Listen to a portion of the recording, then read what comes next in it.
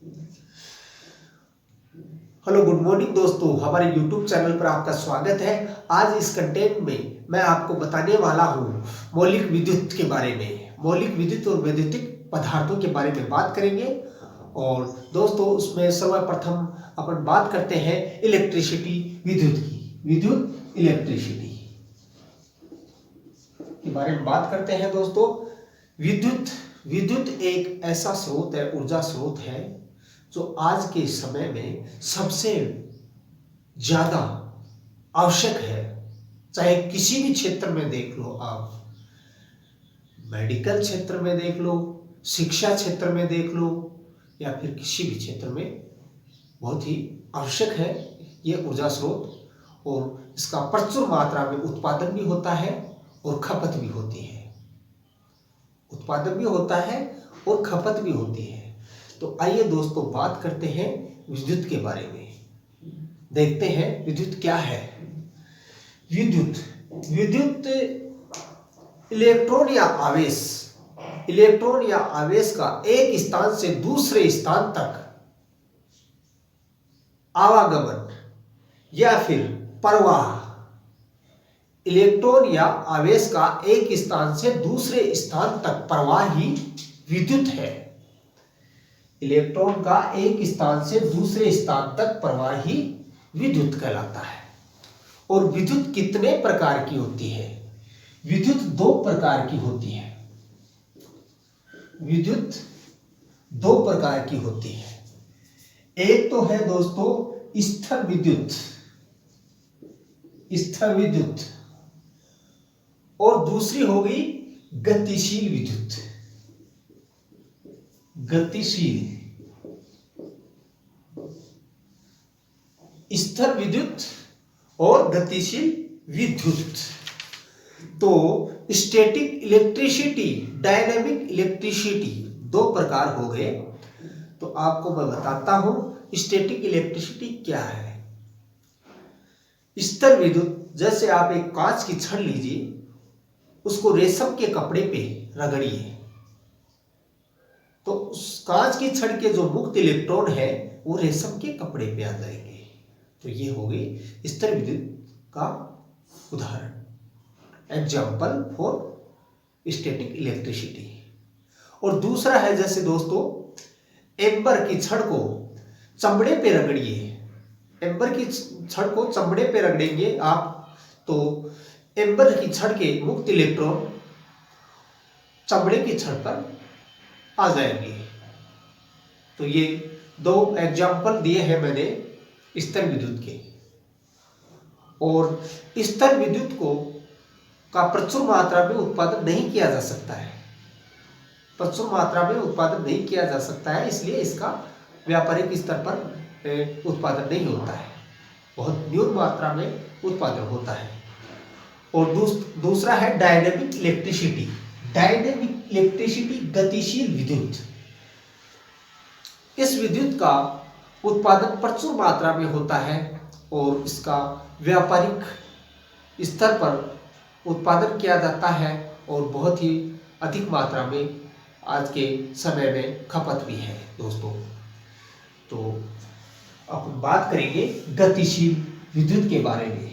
गतिशील विद्युत, गतिशील विद्युत को कैसे कैसे बनाया जा सकता है, प्रोड्यूस किया जा सकता है, वो चीज मैं बताऊंगा आपको। डायनेमिक इलेक्ट्रिसिटी को सबसे पहले बताता हूं आपको प्रकाश द्वारा। प्रकाश द्वारा, सूर्य की किरणों द्वारा भी इसका उत्पादन किया जा सकता है जो दोस्तों। जैसे सौर प्लेट है, खेत वगैरह पे सौर प्लेट आजकल जगह जगह लगी हुई है, वो सबसे बड़ा उदाहरण है, एग्जाम्पल है इसके लिए। और दूसरा है फोटो इलेक्ट्रिकल सेल होता है, उसमें भी सौर ऊर्जा का ही प्रयोग किया जाता है, प्रकाश की किरणों का प्रयोग किया जाता है। तो प्रकाश द्वारा भी इसका गतिशील विद्युत पैदा की जा सकती है दोस्तों। और दूसरा उदाहरण है तापीय विधि द्वारा। तापीय विधि द्वारा, तापीय विधि द्वारा भी अपन गतिशील विद्युत पैदा कर सकते हैं। कैसे कर सकते हैं तापीय विधि द्वारा? तो इसमें है दो अलग अलग प्रकार की धातुओं को, दो अलग अलग प्रकार की धातुओं के संगम बिंदु, दो अलग अलग प्रकार की धातु लेंगे, उनके संगम बिंदु को गर्म किया जाता है, उनके संगम बिंदु को गर्म किया जाता है, जिससे उसके सिरों में विद्युत धारा उत्पन्न हो जाती है, जिससे विद्युत धारा उत्पन्न हो जाती है दोस्तों। और इस विधि को अपन क्या बोलते हैं? थर्मोपिकल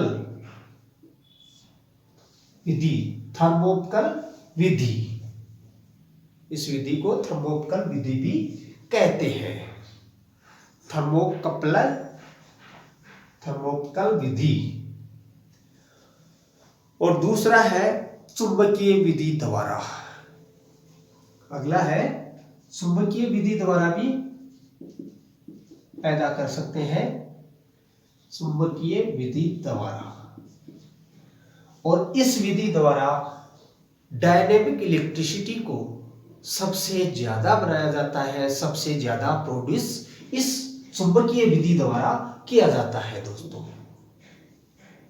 किस विधि द्वारा? चुंबकीय विधि द्वारा उत्पन्न किया जाता है सबसे ज्यादा। किसी स्थिर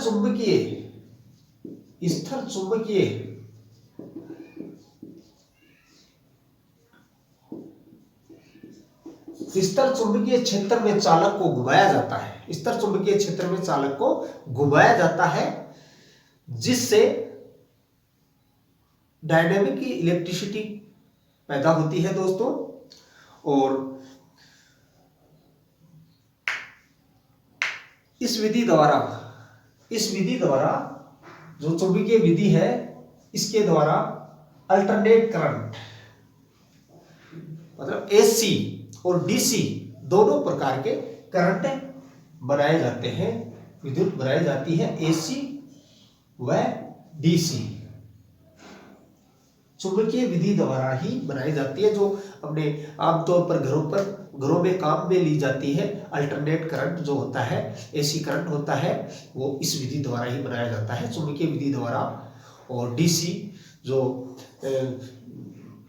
रेल वगैरह में काम में ली जाती है, जैसे बस वगैरह, रेल वगैरह, इनमें डीसी का प्रयोग किया जाता है। आमतौर पर इलेक्ट्रॉनिक्स आइटमों में डीसी करंट का प्रयोग किया जाता है। तो ये इस विधि द्वारा बनाया जाता है, चुंबकीय विधि द्वारा। और अगला है दोस्तों रासायनिक क्रिया द्वारा।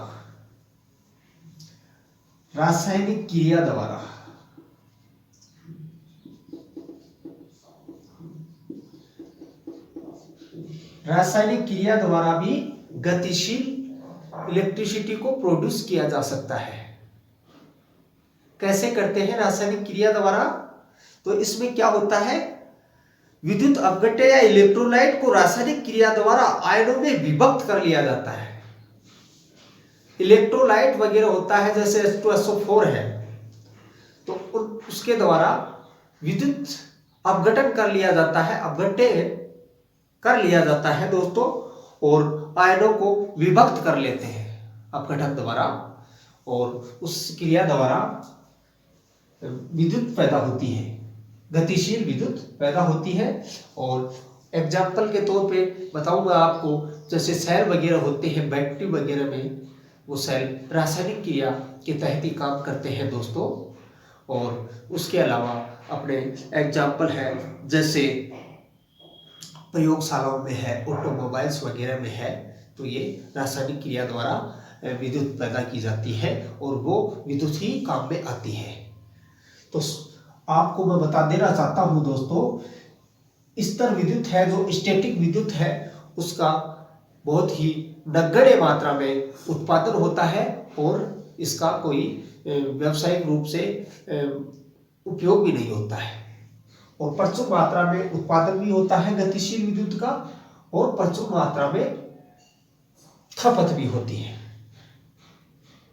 वर्तमान समय में सबसे अधिक उपयोगी गतिशील विद्युत ही है। और गतिशील विद्युत कैसे कैसे प्रोड्यूस की जा सकती है वो मैंने बता दिया आपको, प्रकाश द्वारा, तापीय विधि द्वारा, चुंबकीय विधि द्वारा, रासायनिक क्रिया द्वारा।